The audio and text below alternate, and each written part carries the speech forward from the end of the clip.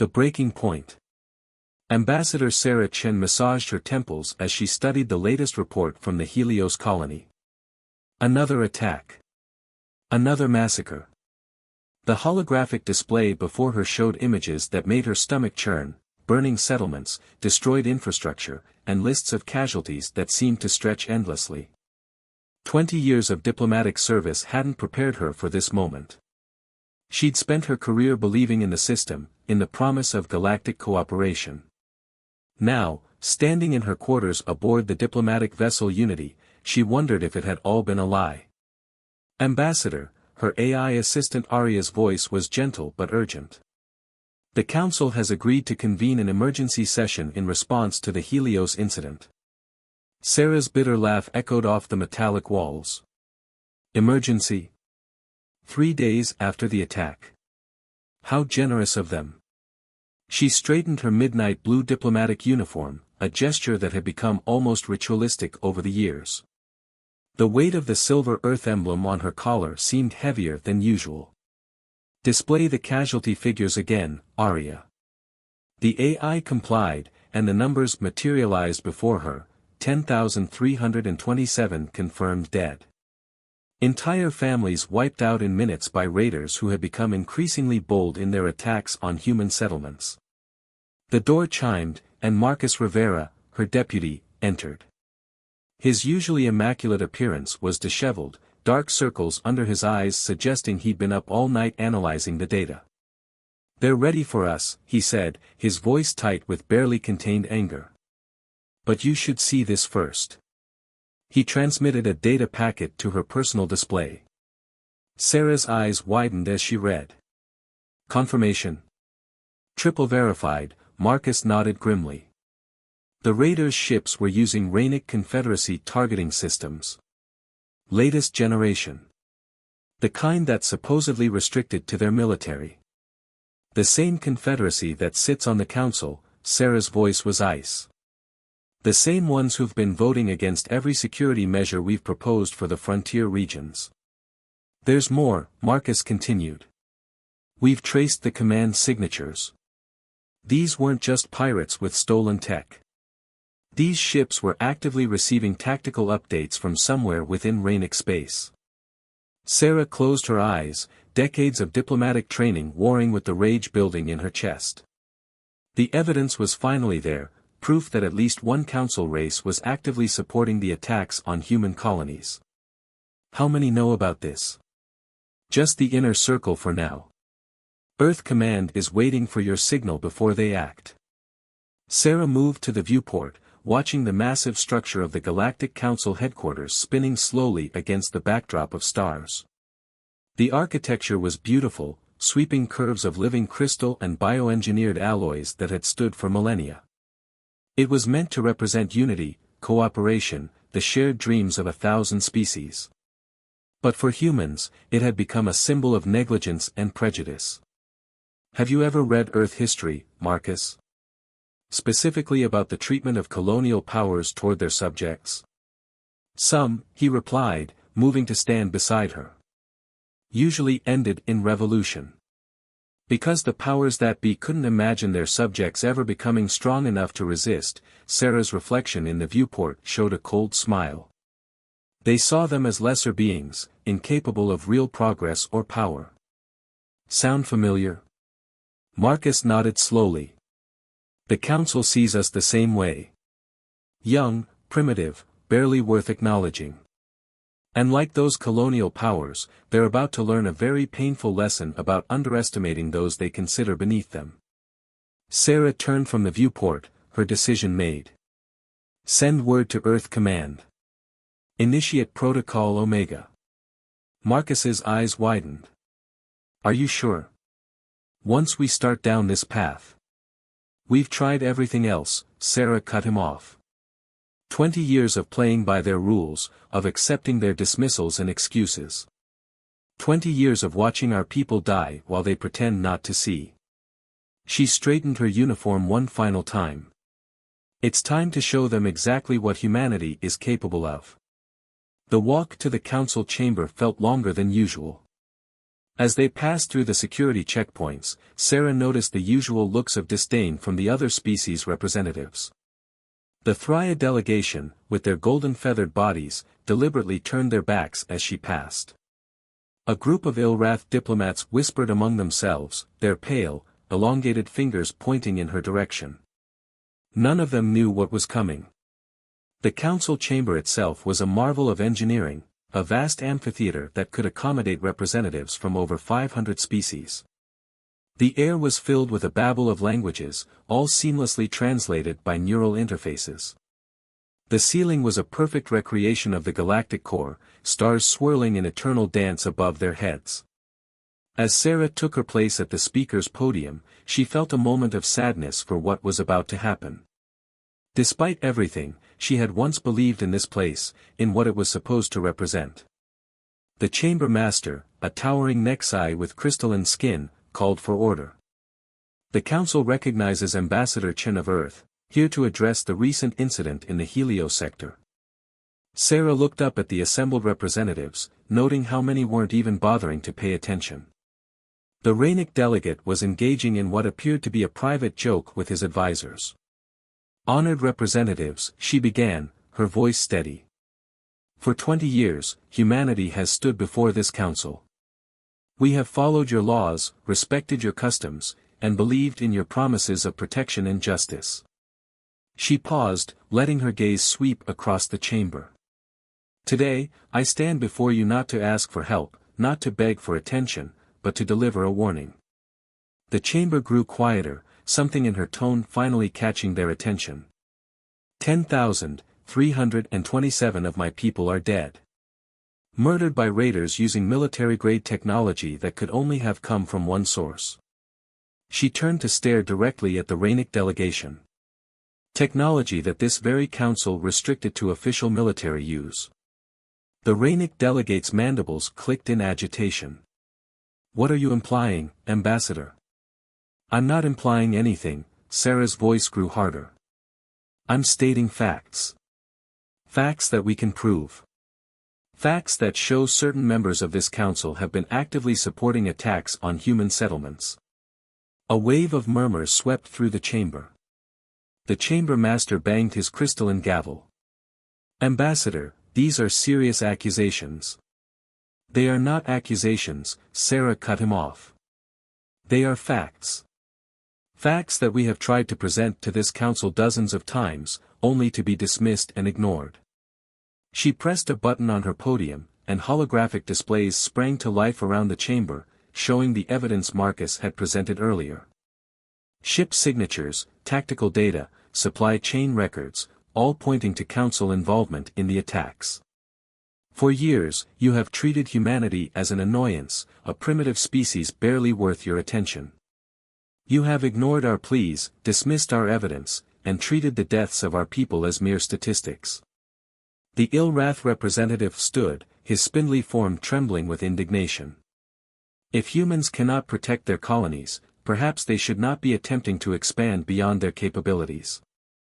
Sarah's smile was razor-sharp. An interesting perspective. Tell me, how well do you think your own colonies would fare if they suddenly lost access to the resources humanity provides? The rare earth elements you need for your neural networks. The biological compounds that keep your atmospheric processors running. The chamber grew very quiet. You see us as weak because we have been patient. Because we have played by your rules and respected your authority. That ends today. She straightened to her full height, voice carrying to every corner of the chamber. As of this moment, humanity is withdrawing from all trade agreements with council races. Our borders are closed. Our resources are no longer available.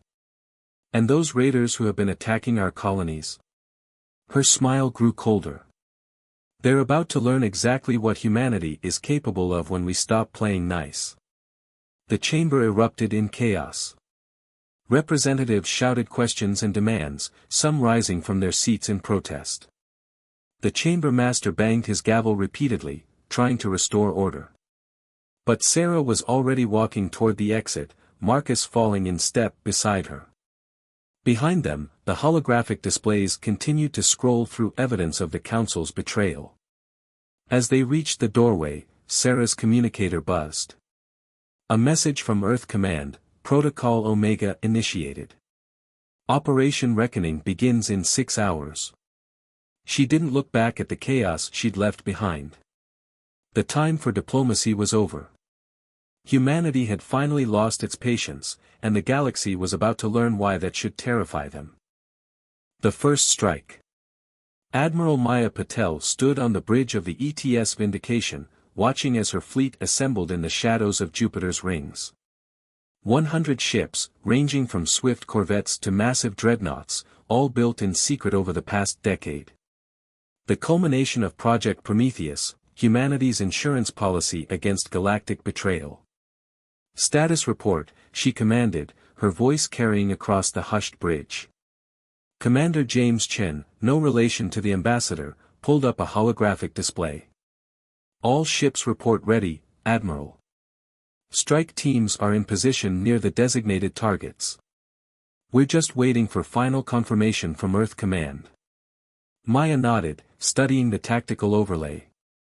Their targets were spread across 3 sectors, known pirate strongholds that had been operating with impunity under the Council's protection. But these weren't the ramshackle bases most species imagined. Their intelligence showed state-of-the-art defensive systems, military-grade weapons, and direct supply lines to certain Council members.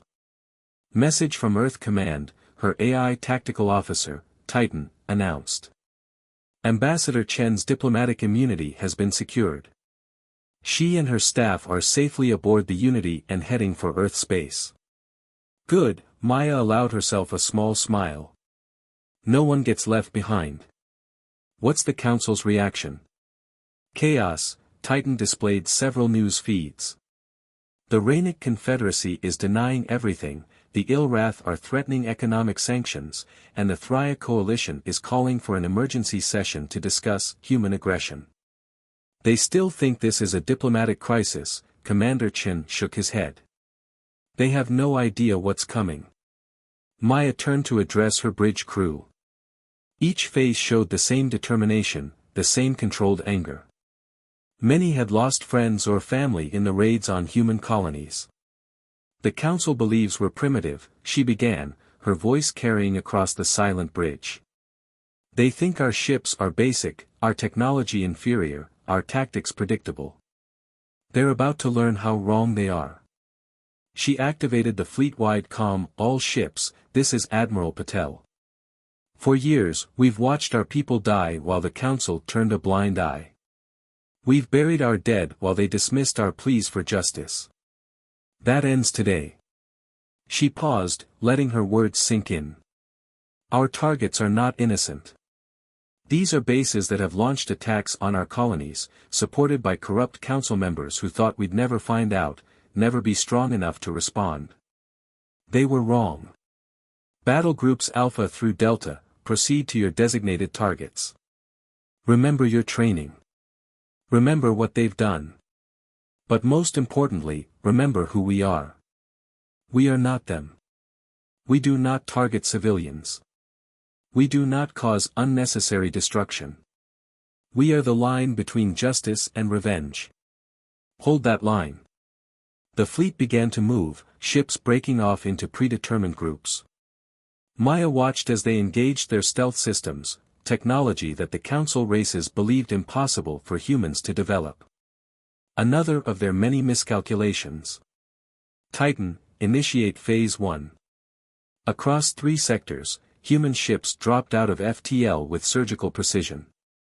Their arrival was masked by cutting-edge stealth technology and the careful positioning of ECM buoys that had been placed months in advance. The first target was Station Echo 7, a supposedly abandoned mining facility that had served as a base for raiders for the past 5 years. Its defenses were formidable, shield generators, automated turrets, and a small fleet of patrol ships. None of it mattered. Human corvettes struck first, their experimental quantum torpedoes passing through the station's shields as if they didn't exist. Key defensive installations were destroyed before the station's commanders even realized they were under attack. Commander Chen watched the tactical display with grim satisfaction. First target's defenses are down. Strike team moving in. Maya nodded. Remind all teams, we want their databases intact. Every scrap of evidence linking them to their council backers. Similar scenes played out across all three sectors. Bases that had terrorized human colonies for years were systematically dismantled. But this wasn't just destruction, it was a message. Each strike was precisely calculated, each target chosen for maximum impact. Admiral, Titan's voice carried a note of urgency. We're picking up Council response fleets moving to intercept. 3 Rainic battlegroups and an Ilrath carrier wing. Right on schedule, Maya smiled. Execute Phase 2.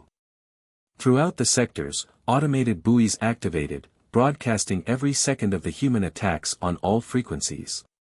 The Council races would see exactly what humanity was capable of, and more importantly, they would see the evidence being extracted from the raider bases. Message from Strike Team Bravo, Commander Chen reported. They've secured the central database from Echo 7. Uploading contents now. His eyes widened as he scanned the data. Admiral, this goes deeper than we thought. These weren't just raiders with Council support. These bases were part of an organized effort to contain human expansion. Maya's expression hardened.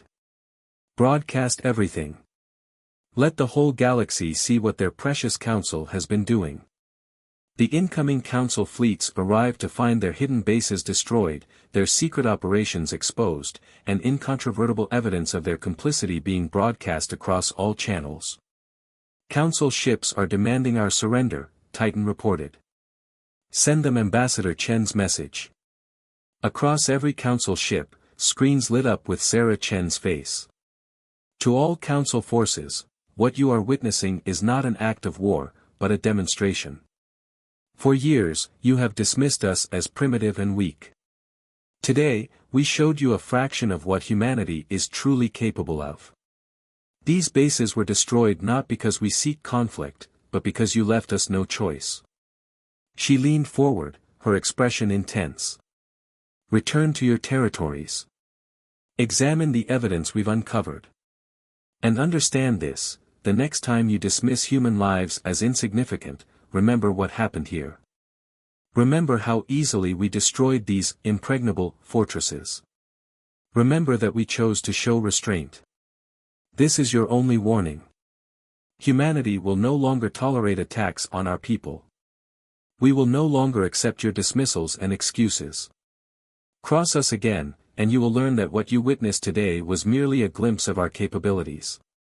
The Council ships held position, their commanders clearly uncertain how to proceed.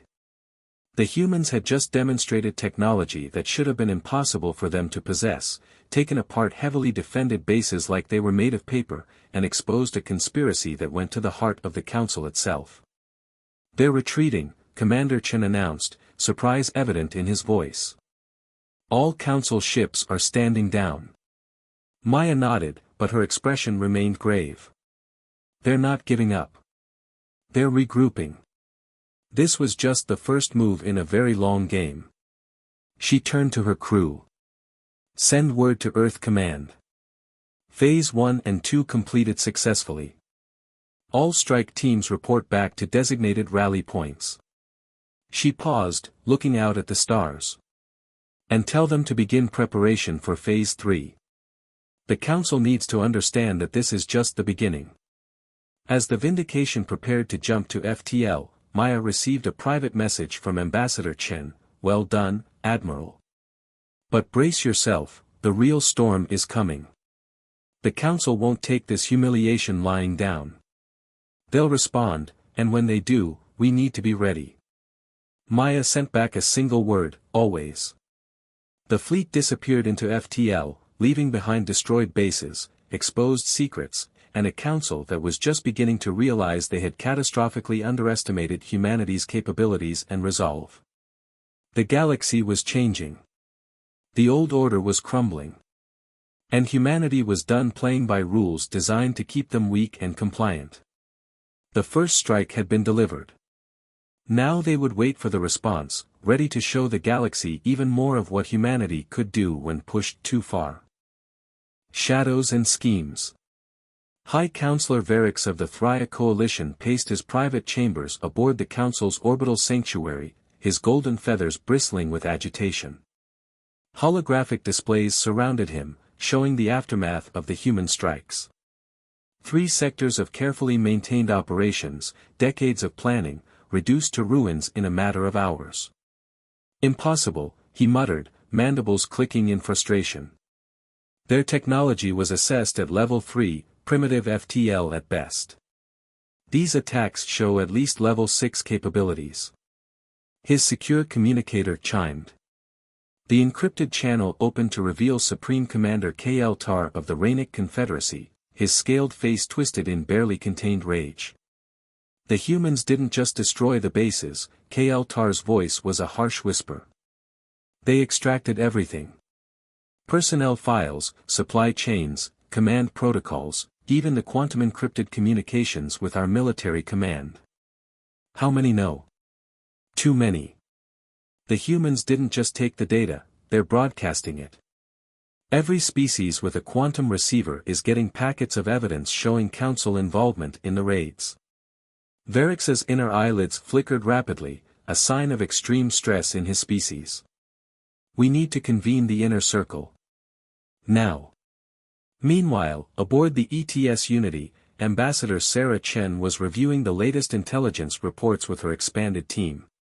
The diplomatic vessel had been converted into a mobile command center, its peaceful exterior hiding newly installed military-grade systems. The Council's breaking apart, Marcus reported, gesturing to a holographic display showing political alignments shifting in real time. Smaller species are withdrawing their support, demanding investigations into Council activities.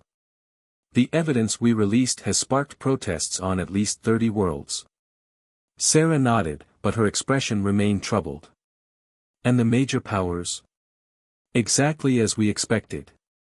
The Thria, Rainic, and Ilrath delegations are calling for immediate military action against human space.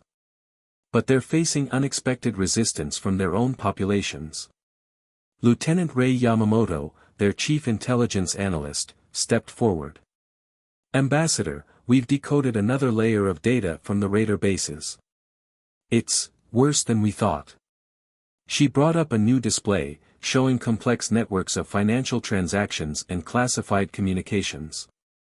The raids weren't just about containing human expansion. They were part of something called Project Eclipse, a long-term operation to systematically weaken multiple emerging species. Sarah's eyes narrowed. Show me. The data painted a disturbing picture. The Council's dominant species had been running similar operations against dozens of younger civilizations, using pirates and raiders to keep them vulnerable and dependent on Council protection. It's a protection racket on a galactic scale, Marcus whispered. Create the threat, then offer protection from it, for a price. Send this to Admiral Patel, Sarah ordered. And get me a secure line to Earth Command. They need to see this immediately. Aboard the Vindication, Admiral Patel was already mobilizing for the next phase. The new intel from the Unity had confirmed their worst suspicions, and opened up new opportunities. Message from the Shadowhawk, Commander Chen reported. Captain Santos reports successful contact with representatives from the Arxer Collective. The Arxer, another, primitive, species that had suffered suspicious raider attacks in recent years. But unlike humanity, they had been forced to accept Council protection, effectively becoming a client state. Put them through, Maya ordered. The holographic display showed Captain Isabella Santos standing with 3 Arxer delegates. The aliens were impressive, tall, crystalline beings with multiple limbs and bioluminescent patches that shifted with their emotions. Admiral, Isabella began, the Arxer have reviewed our evidence. They're interested in discussing mutual defense arrangements. The lead Arxer delegate stepped forward, its crystals pulsing with determined patterns. What your people have done, exposing the Council's corruption, fighting back against their proxies, it gives us hope. Many species have suffered under their protection. Perhaps it is time we stood together. Maya smiled. This was exactly what Earth Command had hoped for. We would be honored to discuss an alliance. But first, there's something you should see. She transmitted the latest data about Project Eclipse. The Arxer delegate's crystals flashed with patterns that the translator identified as shock and rage. This confirms everything we suspected. The raids that forced us to seek Council protection, they were behind it all. We're reaching out to other species who've been victimized, Maya explained. Building a coalition of our own. One based on genuine mutual defense, not exploitation and control. In the Council's secure chamber, the inner circle was in session. Representatives from the 7 most powerful species sat around a table that had existed for millennia, each face showing varying degrees of concern or anger. The humans must be dealt with, Supreme Commander Kel-Tar insisted. Their actions threaten the very foundation of galactic order. The foundation you built on lies and exploitation. A new voice cut through the chamber. Counselor Ezra of the Murga Confederation, one of the younger council races, stood from his seat. My people have reviewed the human evidence. We've confirmed its authenticity. How many more secrets are you hiding from the council? Be careful, Counselor, High Counselor Varix warned. Some questions are better left unasked. No, Ezra's fur bristled. Those days are over. The humans haven't just exposed your corruption, they've shown us that resistance is possible. The Murga Confederation is withdrawing from all military agreements with the Council, effective immediately. The chamber erupted in shouts and threats, but Ezra stood firm. One by one, other representatives of younger species began to stand, declaring their independence from Council control. The oldest and most powerful members watched in growing fury as their carefully maintained power structure began to crumble. This means war, Kel-Tar declared, his scales darkening with rage. No, Varix's voice was cold. This means we implement the Omega Protocol. The other ancient members fell silent, their expressions grave. The Omega Protocol was their final safeguard, never before activated in the Council's history. A failsafe designed to maintain their control at any cost. Back on the Unity, Sarah was awakened by urgent alerts. Ambassador, Arya's voice was tense. We're detecting massive energy signatures. The Council, they're activating something. Something big. Sarah rushed to the bridge, where Marcus and Ray were already analyzing the data. What are we looking at? Unknown, Ray's fingers flew over her console. But the energy readings are off the charts. Whatever it is, it's being activated at multiple points throughout Council space. Sarah's communicator chimed with a priority message from Admiral Patel, they're making their move. All ships, battle stations. This is not a drill.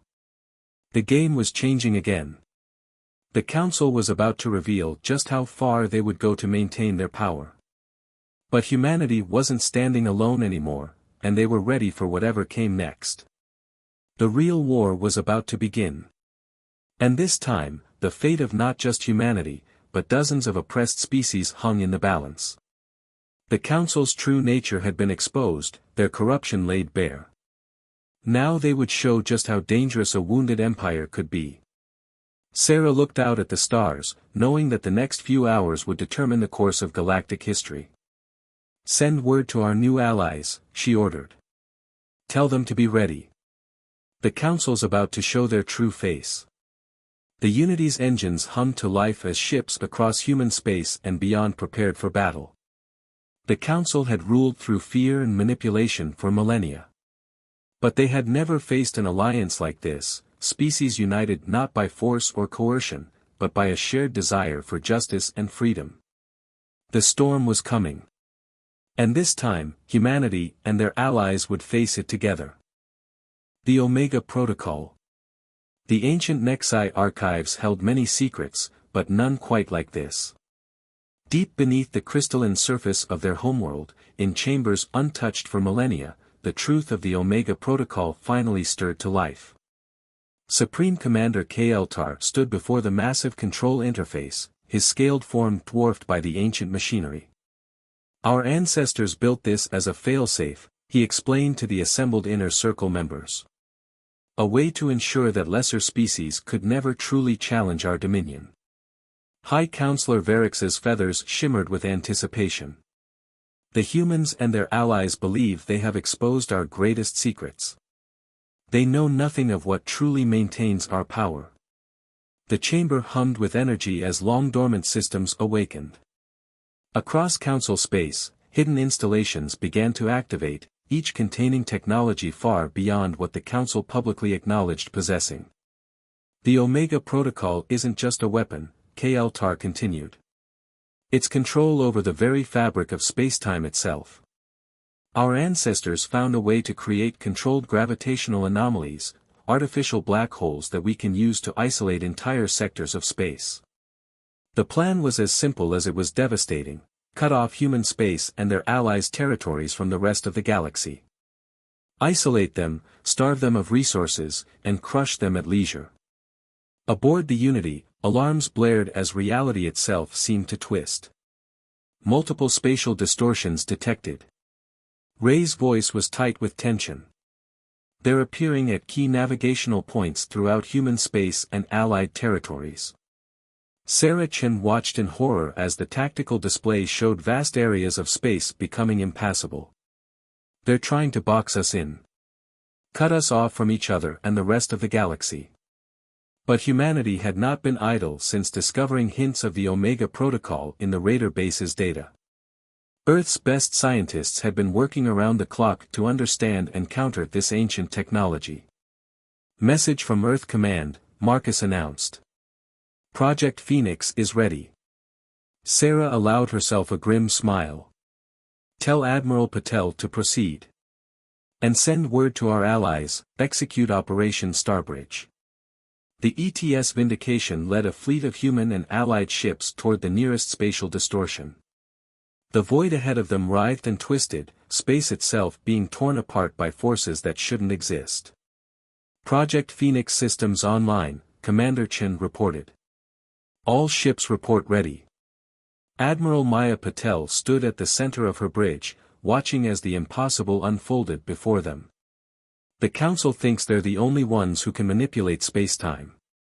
Time to show them humanity's greatest strength, our ability to understand and adapt to any technology. The Vindication's new quantum core, developed by studying fragments of ancient tech found in the Raider bases, hummed to life. Energy rippled across the hull of every ship in the fleet, creating a protective field that would allow them to navigate through the distortions. All ships, execute Phoenix Protocol, Maya commanded. Show them what happens when you corner humanity.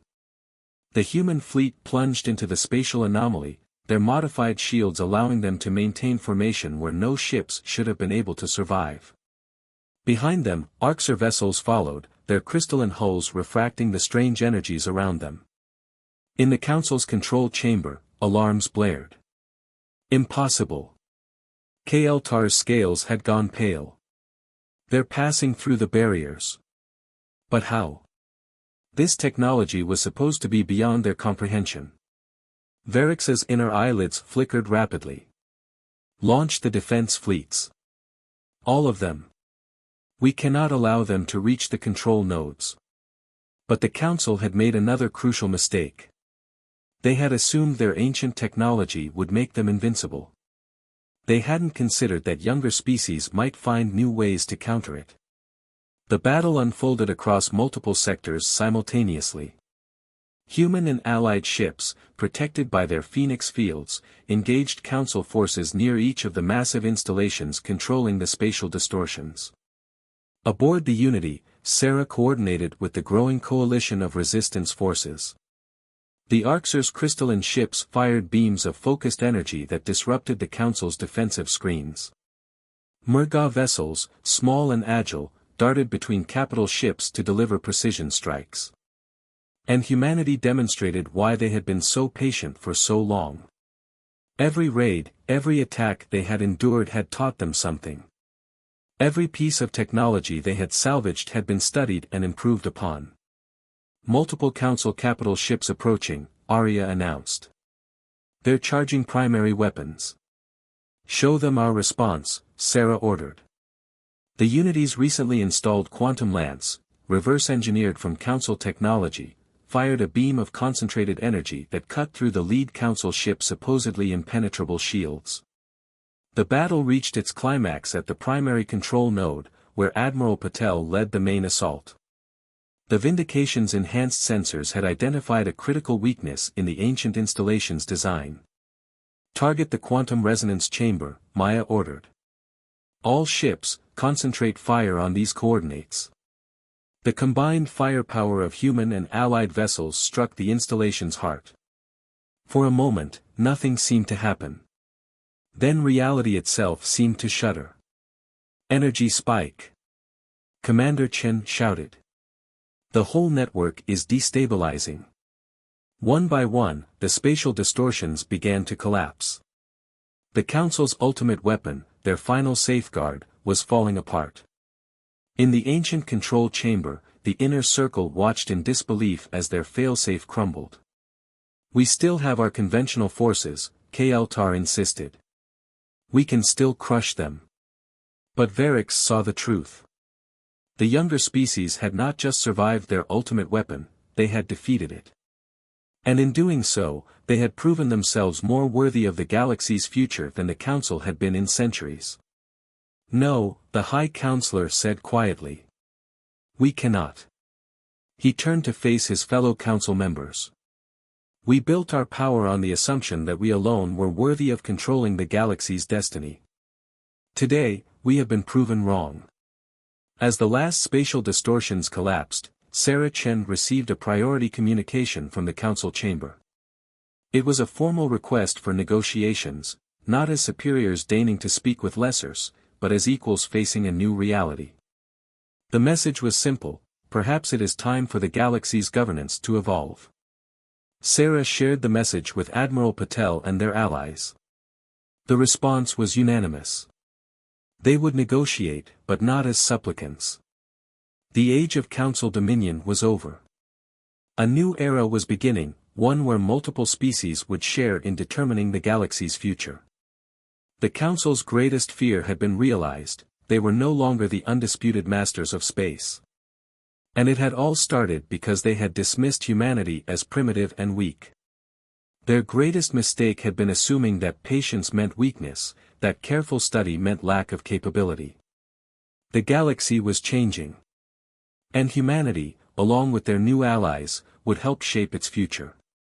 But first, there would be a reckoning. The Council would answer for its crimes, not just against humanity, but against all the species it had oppressed. The real work was just beginning. A new dawn.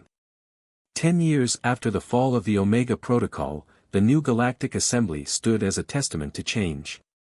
Unlike the imposing, crystalline spires of the old Council chamber, this structure was built collaboratively, incorporating architectural elements from dozens of species. Its great hall was designed to place all representatives on equal footing, no elevated platforms, no hierarchical seating. Ambassador Sarah Chen, now serving as Earth's representative to the Assembly's Executive Committee, stood at one of the hall's vast windows. The space station's orbit offered a view of a nebula that humans had once called the Helix, a spiral of purple and blue gases that seemed to symbolize the galaxy's ongoing evolution. Hard to believe it's been a decade, Marcus Rivera said, joining her at the window. Her former deputy now served as Earth's chief diplomatic coordinator, managing relationships with their growing network of allies. Sometimes it feels like yesterday, Sarah replied, watching as ships from various species moved through the carefully coordinated lanes around the station. Other times, it feels like another lifetime. The transformation of galactic society hadn't been smooth or easy. The fall of the Council had exposed centuries of corruption, hidden technologies, and suppressed histories. Some of the eldest Council races had initially refused to accept the new reality, attempting to maintain their power through economic warfare and proxy conflicts. But they had underestimated the strength of the alliance they had inadvertently helped create. Admiral Maya Patel, her uniform now bearing the insignia of the Combined Defense Fleet, stood on the bridge of the newly commissioned CDS Unity. The massive ship represented a true collaboration between species, human quantum engineering, Arxer crystalline technology, Merga sensor systems, and innovations from a dozen other races. "Status report on the Rainik situation," she asked, studying the tactical display. Commander Chen, who had chosen to follow her to the CDF, brought up the latest intelligence. "The hardliners are finally backing down. The popular uprising on their colony worlds forced them to accept the Assembly's terms." Maya nodded, satisfaction evident in her expression. The Rainik Confederacy had been among the last holdouts, refusing to acknowledge the authority of the new Assembly. But their own people, tired of the old ways, had forced change from within. "Message from the Arxer flagship," her AI reported. "The joint patrol schedule for the former Raider territories is ready for your approval." These joint patrols were perhaps the most visible symbol of the new order, ships from different species working together to maintain peace and protect trade routes. The same areas that had once been hunting grounds for Council-backed raiders were now among the safest in known space. In the depths of the Assembly Station, Lieutenant Ray Yamamoto, now director of the newly formed Bureau of Historical Truth and Reconciliation, was reviewing the latest findings with an unlikely colleague, a former Council archivist named Vextel. "The deeper we dig, the more we find," Vextel's translator conveyed their mixture of shame and determination. The Council didn't just suppress technological advancement, they actively rewrote history to maintain their position. Ray nodded, examining the holographic display of newly uncovered records. "But why share this with us now? Some of your people still see you as a traitor." The archivist's bioluminescent patches pulsed with conviction. "Because truth matters.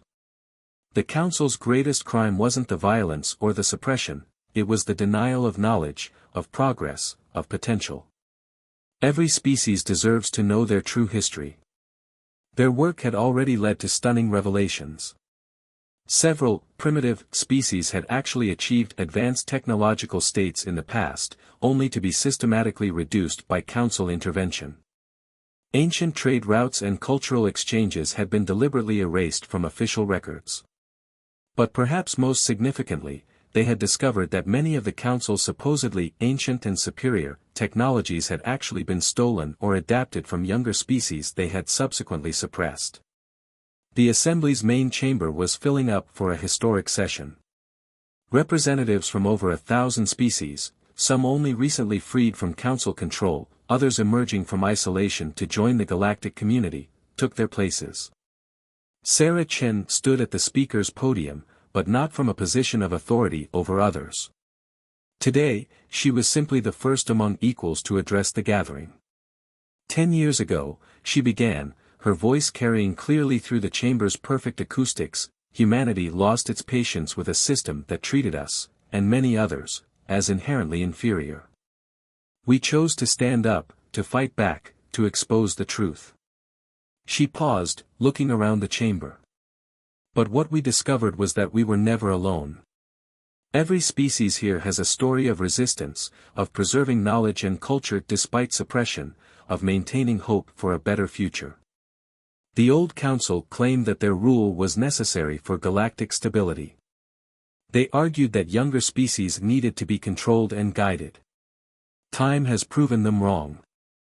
In the decades since their fall, we have seen unprecedented cooperation, technological advancement, and cultural exchange.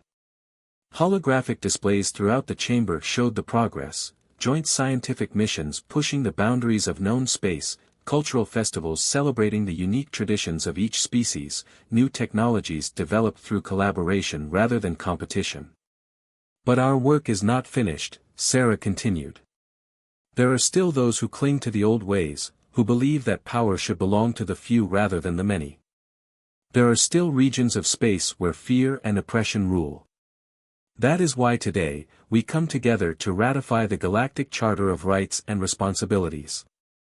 A document that enshrines not just the rights of every sentient species, but our collective responsibility to support and protect each other.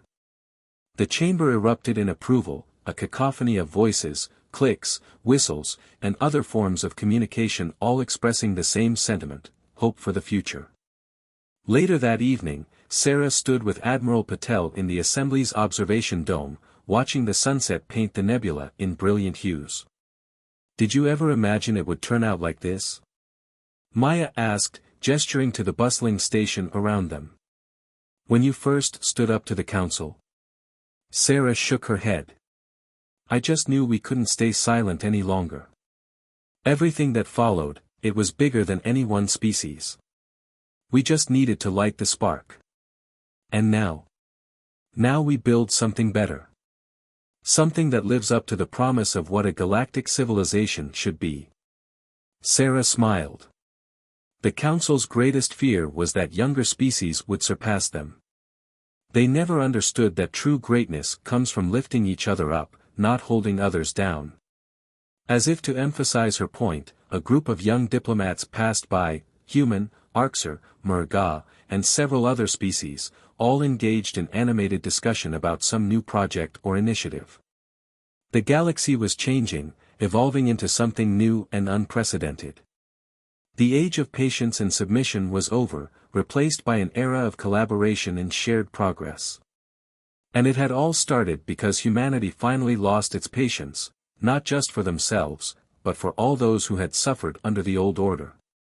The future was uncertain, but for the first time in galactic history, it truly belonged to everyone.